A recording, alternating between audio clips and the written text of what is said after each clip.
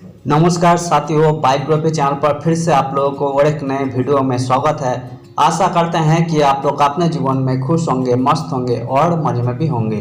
हमने आज फिर और एक नए किस्से से आप लोगों को रूबरू करवाने वाले हैं। आज के किस्सों में हमने सोनम वांगचुक, जो कि सोशल मीडिया पर बहुत ही ट्रेंडिंग में चल रही है, उनकी ज़िंदगी से जुड़ी हुई किस्से को आपके सामने हाईलाइट करने की कोशिश करेंगे।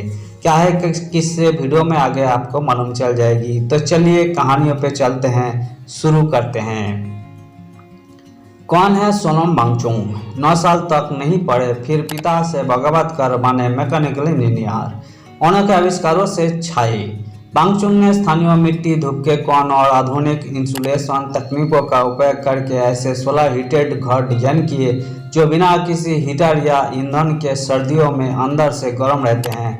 इससे लद्दाख के लोगों को फायदा हुआ। मशहूर पर्यावरण कार्यकर्ता और शिक्षा सुधारक सोनम वांगचुक को जंतर मंतर से ले जाकर दिल्ली पुलिस ने सफदरजंग अस्पताल में भर्ती कराया है। जंतर मंतर से सोनम वांगचुक को हटाए जाने के बारे में दिल्ली पुलिस ने कहा कि हाई कोर्ट के आदेशों और मेडिकल विशेषज्ञों की सलाह के अनुसार सोनम वांगचुक की बिगड़ती सेहत को देखते हुए उन्हें जरूरी मेडिकल देखभाल के लिए अस्पताल में भर्ती कराया गया है। सोनम बीते 21 दिन से जंतर मंतर पर अनशन पर बैठे थे।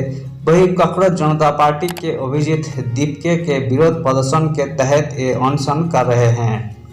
लेकिन आखिर सोनम वांगचुक है कौन, कहां से आते हैं और इतने मशहूर कैसे हैं?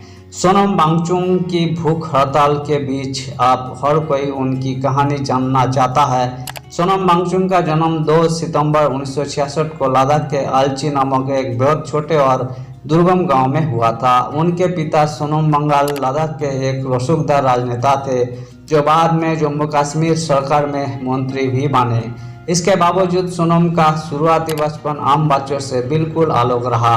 उन्हें 8 से 9 साल की उम्र तक किसी औपचारिक स्कूल में नहीं भेजा गया। उन्होंने अपनी मातृभाषा लद्दाखी में अपनी माँ से ही घर पर शुरुआती शिक्षा हासिल की। इस घरेलू माहौल ने उनकी रचनात्मकता और प्रकृति को समझने की बुनियादी समझ को बेहद मजबूत बना दिया।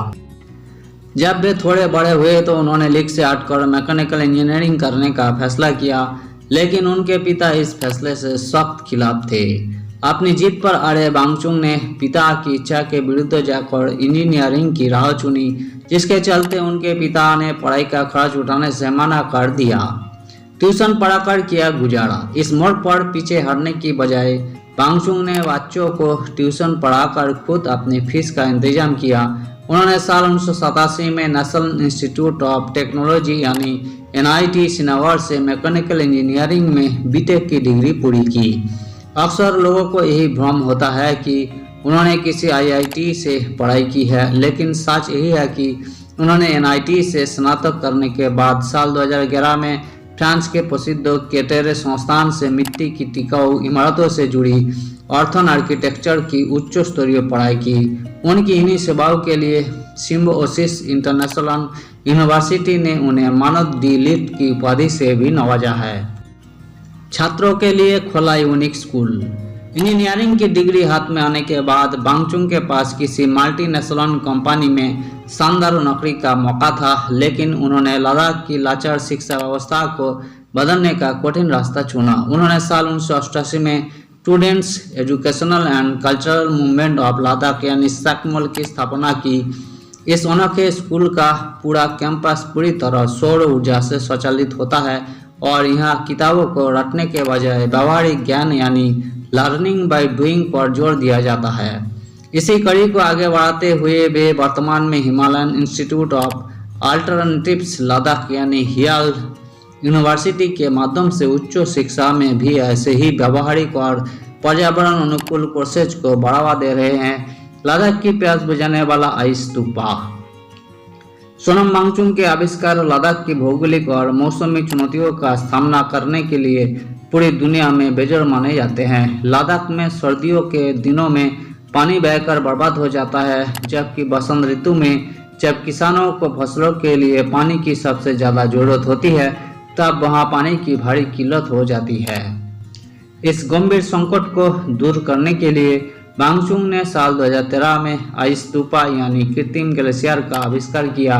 इस तकनीक में सर्दियों के पानी को एक पाइप के जरिए ढलान से नीचे लाया जाता है, जिससे प्राकृतिक दबाव बनता है और पानी एक फव्वारे के रूप में हवा में ऊपर उछलता है। लद्दाख की हर कांपने वाली ठंड में यही पानी हवा में ही जमने लगता है और धीरे धीरे एक बौद्ध स्तूप यानी शंकु का आकार ले लेता है। शंकुवाकार आकार होने के कारण इस पर सूरज की किरणें कम पड़ती है, जिससे ही बर्फ मई जून के महीने में बहुत धीरे धीरे पिघलती है। यही आविष्कार ठीक उसी समय किसानों को पानी देता है जब उन्हें खेतों की सिंचाई के लिए इसकी सबसे ज़्यादा जरूरत होती है। दुनिया ने माना लोहा, मिला एशिया का नोबेल। सोनम वांगचुक को साल 2018 में प्रतिष्ठित रेमन मैग्सेसे पुरस्कार से सम्मानित किया गया। इस पुरस्कार को पूरे एशिया का नोबेल पुरस्कार माना जाता है। इसके अलावा उनके आई स्तूपा प्रोजेक्ट के लिए उन्हें साल 2016 में वैश्विक स्तर पर रोलेक्स अवार्ड्स फॉर एंटरप्राइज से नवाजा गया। उन्हें साल 2017 में global award for sustainable architecture और 2014 में UNESCO chair for earthen architecture सम्मान भी मिल चुका है। धन्यवाद साथियों, इस वीडियो में हमने सोशल मीडिया पर बहुत ही ट्रेंडिंग में रहने वाले सोनम वांगचुक के जिंदगी से जुड़ी हुई किस्से को आपके सामने रखने की कोशिश की है। उम्मीद है दोस्तों वीडियो आपको जरूर पसंद आई होगी। वीडियो पसंद आए तो लाइक कर दीजिएगा, चैनल पर नए आए हैं प्लीज एक सब्सक्राइब कर दीजिएगा। मिलते हैं नेक्स्ट वीडियो में, धन्यवाद।